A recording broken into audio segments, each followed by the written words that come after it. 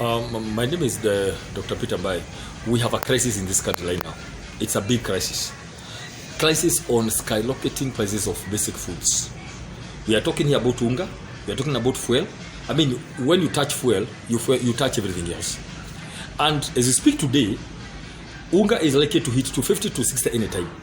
Because in any case, even maize is not there.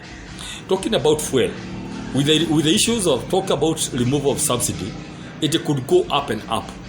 Now, I want to say this. As leaders, we are called to provide solutions.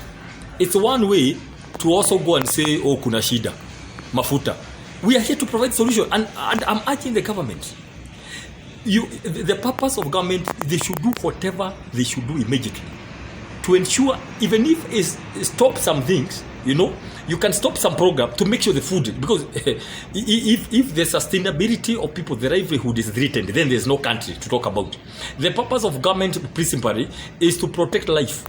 Now, the life of Kenyans as we speak is under threat, because when people are sleeping hungry, especially in the urban areas where you wouldn't go to and also in the rural areas where there's no maize.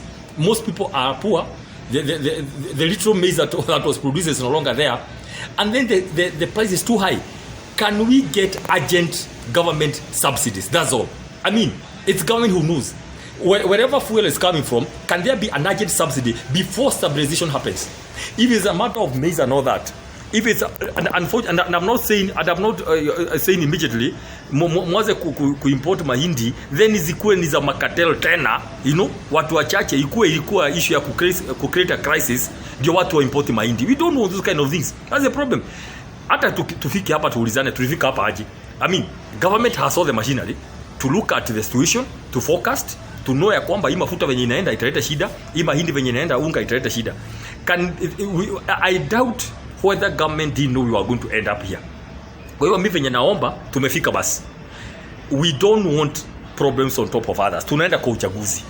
You can be going to an election, another crisis comes and it causes a lot of disquiet in the country. So it may seem a small issue, but wakati watu wanalala njaa, wakati mtu haezi enda kwa sababu ya mafuta, wakati watu wanaongezewa nauri juu kabisa na hakuna extra income, it is one of the areas of conflict. Na hiyo ndio tunaongea.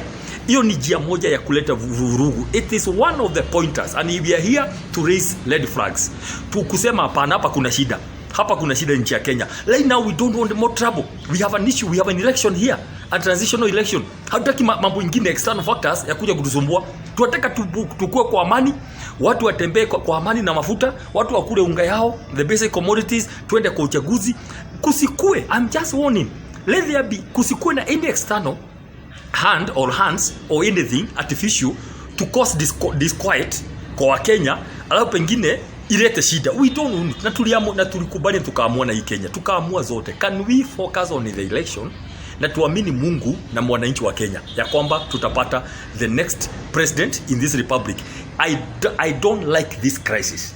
I don't know whether it is maddening, but whether it is natural or maddening, can the government in power right now quickly, urgently provide subsidies so that these prices can go down? From where I sit, as a scholar and a professional in matters of peace and conflict, I don't want to be drawn mimi kwa who is in government and who is not, who is in the government and who is not, nani hako serikali, nani hapatiwi nguvu. We don't want to go to this issue ya who is who. We are saying kuna wale watu saa hizi wameshikilia serikali, who are exercising executive powers. Okay?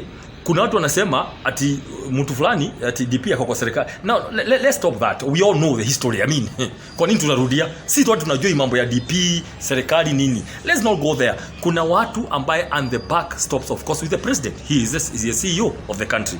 He is the one who knows how to do these things. So hata tuache kutaja DP hapa na nani mwingine. The back stops with the president. Yeye anajua. What I'm saying is not new. Kuna NIS hapa Kenya, kuna watu wa intelligence, kuna special, kuna planners, kuna fiscal analyst. Mimi najua ya kwamba somehow hata kama ni kitu imetukuta mara moja ya kwamba suddenly kuna influx ya mafuta, why is government removing the subsidy? For example, ya fuel should be adding more to cushion. Can we cushion our Kenyans temporarily baadaye na huko mbele, then after August we can now come up with long term solutions to this matter. Lakini hatutaki mwananchi aumbie, because when people get angry, anything is possible. And I'm saying here, that is one of the red flags we are raising about cost of living skyrocketing at an alarming rate, which is unforeseen. Kitu inaweza panda polepole na wewe hutaona baya, lakini kitu ikienda juu, it's a concern in this nation. We have to flag it up right now.